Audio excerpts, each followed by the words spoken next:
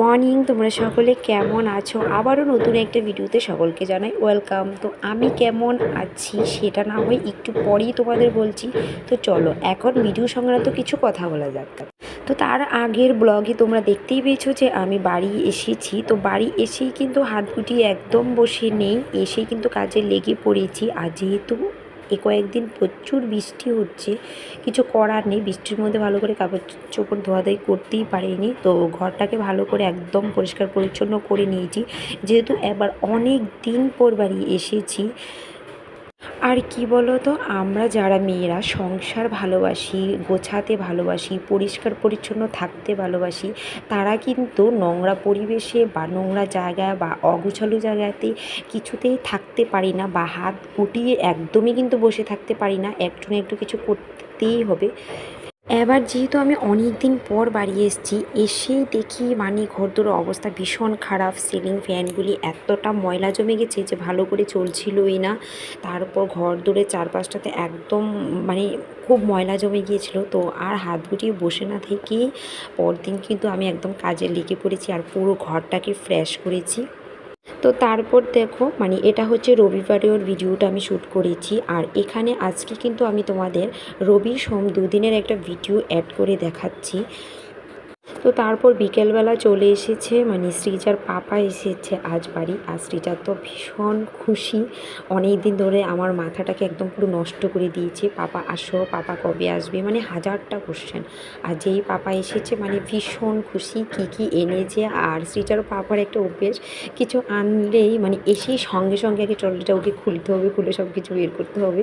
দেখো এখনও ভালো করে ওর ড্রেস চেঞ্জ করিনি, ফ্রেশ হয়নি। আর এখানে দেখো আমার শাশুড়ি মায়ের কালো ছাতাটাকে কিছুতেই বন্ধ করতে পারছিল না। তারপর সৃজার পাপা ভীষণ রেগে যান, মানে আমার শাশুড়ি মায়ের উপর, বলছে যে তুমি ছাতাটাকেও বন্ধ করতে পারছো না, আমার কাছে দাও, আমি দেখিয়ে দিচ্ছি। তো তারপর আমি একটু দেখিয়ে দিচ্ছিলাম, ওই সময় তোমরা ভালো করে দেখতে পেয়েছো কি না, তারপরও আমি একটু দেখিয়ে দিচ্ছিলাম তোমাদের কী কী এনেছে। আর এটা দেখো অনেকগুলি খাবার। সবসময় সৃজার পাপা আসার সময় যেহেতু ফ্রি ফ্লাইটে আসে, তো সবসময় ওকে বলি যে খেয়েছো কি না, সারাদিন এসে এয়ারপোর্টে বসে থাকতে হয়, সবসময় বলে যে হ্যাঁ খেয়েছি। তো আমাদের বিশ্বাস হতো না, তো সেই জন্য আবার বিশ্বাস করানোর জন্য খাবারগুলি নিয়ে এসছে। তো এবার খাবারগুলি নিয়ে এসেই বলছিল যে এবার তুমি খেয়ে দেখো যে খাবারগুলি কেমন হয় খেতে, ভালো কি মন্দ, কেমন টেস্ট। কিন্তু এতটাই দুর্ভাগ্য ছিল আমার, সেই দিন আমি খাবারগুলি কিছুতেই খেতে পারিনি, কারণ আমার শরীর ভীষণ খারাপ ছিল। শরীর খারাপ বলতে মানে এবার বাড়ি যাওয়ার পথে, যখন শুক্রবারে আমি যখন বাড়ি যাই, সেদিন জানি না পথে আমার এমন কি হয়েছিল। সেদিন রাত্রিবেলা যখন আমি শুই, রাত্রি প্রায় 1:30 কি 2টো বাজে, তখন হঠাৎ করে আমার রাত্রিবেলা মুখটা জ্বলতে থাকে, শুধু জাস্ট ফেসটাই। তো আমি ভাবলাম কি এমনিতেই হয়তো জ্বলছে, কিন্তু না, পরে দেখি যত বেলা যায়, মানে পরদিন মানে শনিবারে সারাদিন যত বেলা হতে থাকে জ্বলাটা বেড়ে যায়। তারপর আর কি মানে এবার ডক্টরের সাজেশান নিয়ে অনেক কিছু করতে থাকি।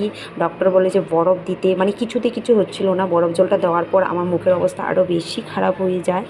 তো সে কারণে আর কি তারপর আমি আমার ভাইকে ফোন করি, ভাইকে জানিয়েছিলাম যে আমার এরকম অবস্থা মুখে। তখন ভাই বলছিল যে একটু অ্যালার্জির ওষুধ খেয়ে দেখতে পারিস, কিন্তু কোনো কিছুতে আমার কিছু হচ্ছিল না। তারপর আর কি যেটা কবিরাজদের সাহায্য হয়, তো তারপর ওনাকে ফোন করে নিয়ে আসি। উনি বললেন যে মানে এরকম একটা খুব খারাপ হাওয়া লেগেছিল মুখে, যার কারণে মুখে এরকম হয়ে গেছে। তো উনি ঝাড়িয়ে দিয়ে আমাকে বলছিল যে 3 দিন আমাকে নিরামিষ খেতে হবে। সে কারণে আমি খাবারটা টেস্ট করে খেতেও পারিনি, এবং কি তোমাদেরকেও বলতে পারিনি যে খাবারটা টেস্টটা কেমন। যাই হোক, রবিবারে তো অনেক গল্প করতে করতে, আর এটা হচ্ছে সোমবারে মানে এখানে চলে আসি। তো এখানে এসেই স্মার্ট বাজার থেকে মানে আমার সারা দিনের খাওয়া দাওয়া, সেটা তো তোমাদের দেখিয়েছি আমি, সেটা আর বলিনি। তো সন্ধ্যাবেলা আমরা একটু মার্কেটিংয়ে বেরিয়েছিলাম, মানে ঘরে গ্রসারি আইটেম ফুরিয়ে গিয়েছিলো, তো সেটাই আনতে গিয়েছিলাম স্মার্ট বাজার থেকে। তো সেখান থেকে আস্তে আস্তে প্রায় অনেকটা লেট হয়ে গিয়েছিলো। গতকাল স্মার্ট বাজারে এতটাই গ্যাদারিং ছিল যে আস্তে আস্তে আমাদের প্রায় 9:30 বেজে যায়।